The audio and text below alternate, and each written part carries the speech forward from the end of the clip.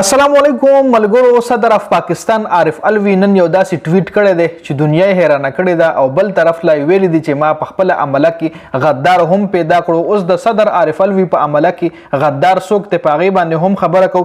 بل طرف ته نن اسد عمر هم گرفتار شوی دی او ورسره د شیري مزاري لور ایمان حاضر مزاري هم گرفتار شوی ده. دا دواړه ولې گرفتار شوي به سره هم په دې ویډیو کې مکمل معلومات د دواړو حوالې سره هم شریکوم. بل طرف ته صدر عارف الوی چې کم ټویټ کړی دی نن هغه هم ډسکس کو چې داسې کم ټویټ کړی دی او داسې کم غدار پیدا کړی دی چې تاسو یقینا حیران بشئ. نو ویډیو مکمل وګورئ، سکیپ کوئ ما چې پورا په خبرونو باندې پوه شئ.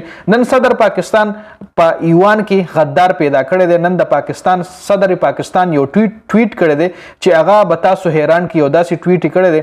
په دې بات کې خبره کو خو هغې نه پهله در سره نور نوي تازه خبرونه چې کم تاسو له مویه در سره شریکوم چې نن اسد عمر هم گرفتار شو او ورسره ایمان حاضر مزاري او د شیري مزاري لور ده هغه گرفتار شوی ده. پرون شاه محمود قریشي هم سایفر حواله سره گرفتار شو. نن اسد عمر هم گرفتار شو چونکه اسد عمر د پی ټی آی نه لارې جدا کړي دي خو صرف د پی ټی آی نه لارې جدا کولو باندې کار نه کیږي. نور هم ډېرې خبرې دي چې د هغې په وجه باندې د پی ټی آی رهنما گرفتاری دی شي.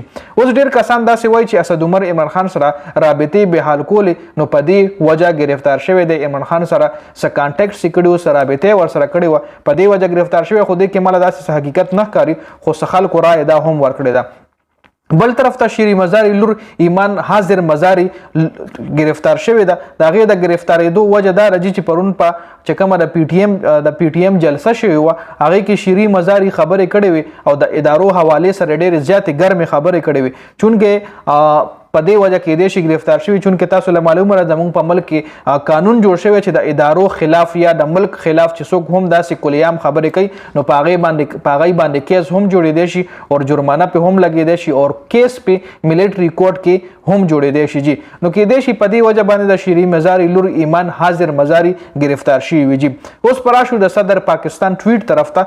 صدر پاکستان نن د خپل ټویټ په ذریعه یو قسم له بجلي غوځولی. تاسو له پته را چې یو دوه بیلونه پاس شوي وو د آفیشل سیکرټ ترمیم بیل او پاکستان آرمی ترمیم بیل منظور شوی. تاسو لکه یاد شي څه موده مخکې دا بیلونه منظور شوي. اصل کې چې کله بیل منظوریږي نو هغه کابینه نه منظور شي، بیا سینټ نه منظور شي، سینټ نه پس بیا قومي اسمبلی نه او اخر کې صدر لا هغه بیل راشي. نو چې صدر په دستخط نه کړي کنه نو هغه بیل نه منظوریږي. چې صدر په دستخط وکړي نو اله بیل منظوریږي او چې صدر نه غواړي چې دا بیل زه نه منظوروم نو صدر په خپل ریمارکس ولیکي چې په دې وجه دا بیل زه نه منظوروم او هغه واپس سینټ ته ولېږي یا اسمبلی ته ولېږي. جی نو دې ځای کې اوس په دغه بیلونو صدر پاکستان دستخط موجود دی چې کم بیلونه پاس شوي دي. مطلب د تاسو له چې کم دوه بیلونه مو ووي آفیشل سیکرټ ترمیم بیل او پاکستان آرمی ترمیم بیل، دا بیلونه آلریډي پاس شوي دي او په دې بیلونو د صدر پاکستان عارف الوی دستخط موجود دی. جی خو نن صدر پاکستان عجیبه خبره کړې ده.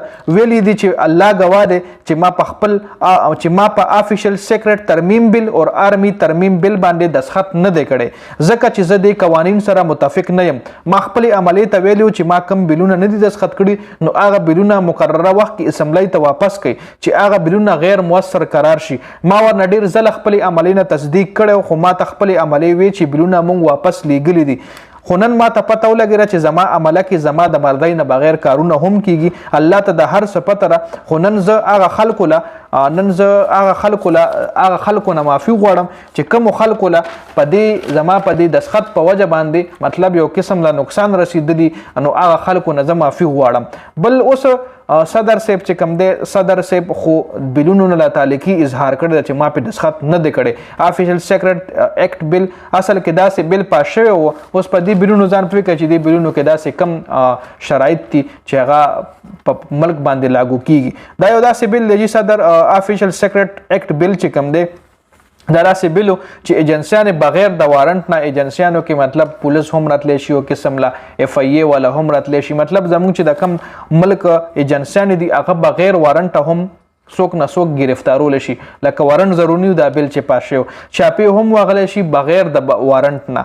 خو دې کې نور هم داسې پوینټ دي چې په هغې خلک اعتراض کوي دغه بیل کې. جی پی ټی آی په دې بیل هم اعتراض کړی دی.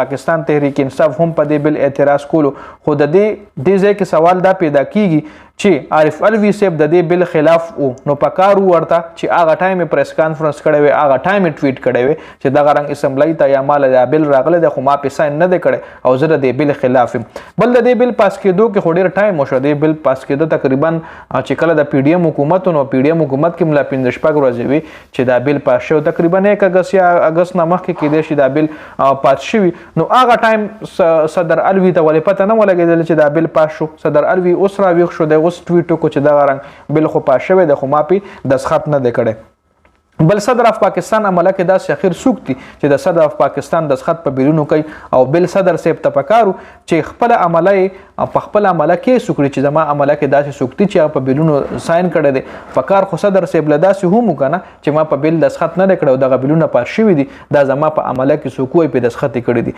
خیر دا خو د صدر صاحب ټویټ نن راغو د غي حواله سره تاسو لمه اپډیټ درک د ویډیو کتلو زیاته مننه ډیره زیاته مهرباني ویډیو مخکې ملګرو سره ضرور شریک کړئ والسلام